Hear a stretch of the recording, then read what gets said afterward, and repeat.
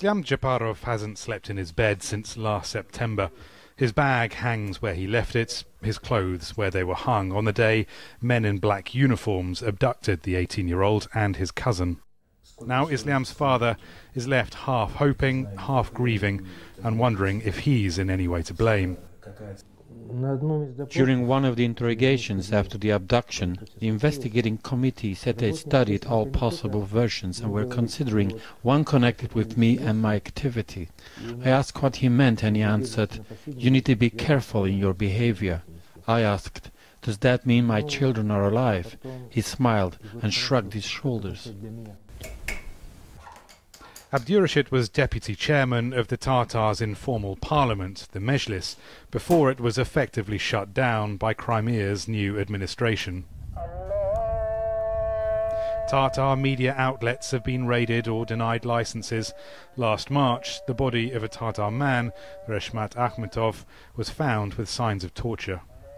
The issue of Crimea's Tartars is a deeply complex one, coming in large part from their deportation to Central Asia in 1944 and then their later return. It pulls in long-standing arguments over land rights and religious differences, but Crimea's Tartars aren't the only people complaining of human rights abuses at the moment. Abductions and spurious prosecutions, say rights workers, are being used against those too critical of Crimea's return to Russia.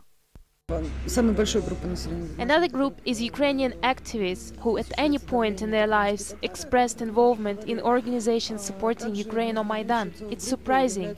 These people consider themselves Ukrainians because it was the territory of Ukraine. Such accusations get short shrift from Crimea's new leaders, though. Unfortunately, these so-called human rights defenders are ringing alarms where alarming cases are not happening. They are just working for money paid by certain organizations in Western countries. They have certain targets. The main one is to discredit Crimea joining Russia and the Russian Federation in general. Crimea's Prime Minister, Sergei Aksyonov, has assured Abdurashid his son's disappearance is being properly investigated. I'm not convinced 100%, but I think he's alive.